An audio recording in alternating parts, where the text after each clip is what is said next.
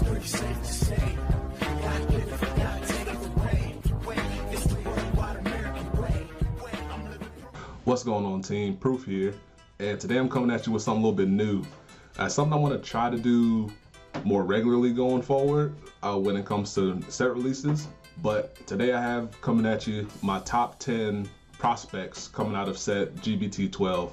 And what I mean by prospects are the cards that I expect to be most prominent in the meta coming up, based on what I've seen from the Japanese meta, because more likely than not, or more often than not, our meta reflects what the Japanese have had in their meta, because they get the cards before us and we get to see what's good and what isn't good, and then we adopt that and adapt that into our meta as well. So these are the cards that I think are going to be most prominent in the meta, and the cards that I would definitely implore you to know when you go into your local scene or to your big tournaments coming up. So yeah, let's hop into it. But before I get into it, I'm gonna go over the honorable mentions that just missed the cut for me. Honorable mention number one is Mokoro from Nubatama. And Nubatama has been in a weird spot just because they're decent, but they're not super relevant right now. A lot of people play it because it's the new hotness that's going on right now. But even though with that, they still don't have a big of a presence in most tournament scenes. Some float to the top, but most of them get knocked out along the way by some of the other decks. But with Mokoro out now, it's something you need to know, just because it's kind of it's their board wipe essentially against resist decks. So if you have a deck that has a lot of resist units, Mokoro is something you want to look out for going into it. But it's just something you want to keep in mind going forward. And my other honorable mention is going to go to V-Buster from Narukami. I have a really big soft spot for Narukami. It was one of my first decks coming out, so I thought it was really cool that they got a better first stride option, because Zorus was the only option that they had beforehand, and unless you did the first stride voltage play, but I knew that it was kind of similar enough to the first stride Zorus play that it netted out about the same. But with V-Buster here, you now have a more prominent first stride option that you're going to see from them, and they have one that scales into the latter portion of the game as well, with the extra drive check and the extra critical as well. So, and it can accelerate the bind zone by 2, more like in most cases. So it makes V-Max more prominent, it makes voltage more prominent, and it's a good setup stride and a good offensive stride for them as well. And now for the top 10, I have Sable, Battle Sister Sable. She is a card that enables the big offensive pressure that comes from Battle Sisters, because it's a net out. So when you play her, you can Soul Blast another Battle Sister, draw a card, and then you can probably play that extra card as well. Solid plus for them going into the middle portion of the game and into the early game as well, just because it's easy to have the Soul Blast requirement fulfilled when 90 to 95 to 100% of your deck is Battle Sisters. So it's really offensive, and I hate it. Number 9 is NonSI. She has good early game presence as well, similar to Sable, but she's more general in that she's a generic support card. She helps all versions of OTT if you happen to play her. And with the Oracle requirement, she scales into the latter parts of the game and offers some nice power with the in-game options that they have, just because it can help them hit over the top. And accumulating power was something that OTT had an issue with beforehand, and now they've gotten more means to help fulfill that. So definitely look out for NonSI when it comes to early game of pressure and into later games as well. So make sure your hand is ready for it. And then we have NonSI, I think that's how you pronounce it, from Shadow Paladin. When I first ran into this card, I wasn't familiar with that it existed, and then I saw what it did and I was like, why is this card a thing? Just because hitting Ritual 3 is really easy, and then you get a solid plus off of it, and then it gains power on top of that, and it can enable your loops as well, and adding power to other cards as well. All in all, it's a very solid card, and it gives a big boost to shadows when they were starting to drift down out of the top tier spot. It was still a very played deck, but the strength of the other decks moved upward and Luard kind of stayed the same. So it kind of started to net out with each other. But with NonSI here and a card I'm going to get to in the future, it definitely gave them a big boost to their offensive potential. Then we got Spearhead Unicorn from Gear Chronicle. Zodiac Time Beast became a huge thing, especially as of this set coming out. And Spearhead Unicorn here is a big proponent coming out of set 12 for them because it enables multi-attacking for them. And it also adds power to itself, so it can attack 11k unboosted. And then when it attacks, you can use the skill to get another card that it can attack again. It enables multi-attacking for it, and as we know from Time Leap, being able to have easy multi-attacks can just add up over time with all the restanding Vanguards and all the other pressure that they have, on top of the ability to semi-control what the opponent does thanks to some of their other cards and Hero Round Dragon. It's a nasty card for them to get, and I definitely say look out for it.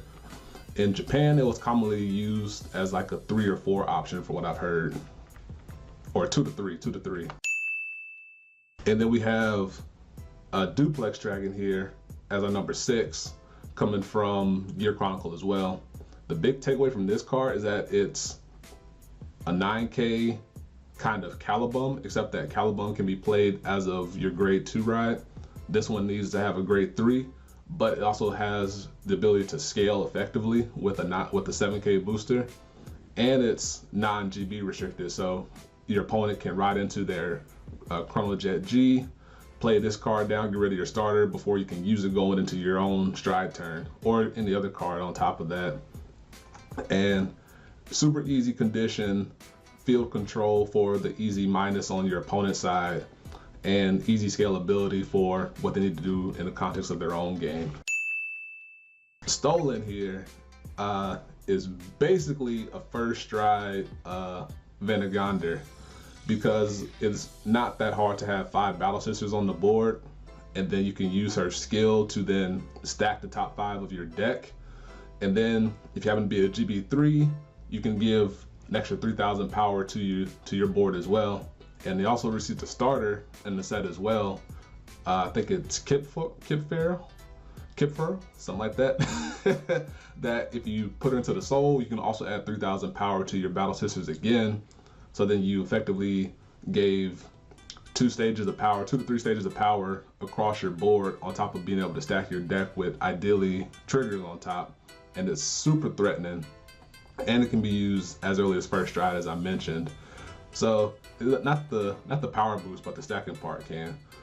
So if you're playing against a Battle Sister deck, you can almost guarantee that Stolen is going to be the first stride that you're going to see from them because of all that she does for the deck as a whole.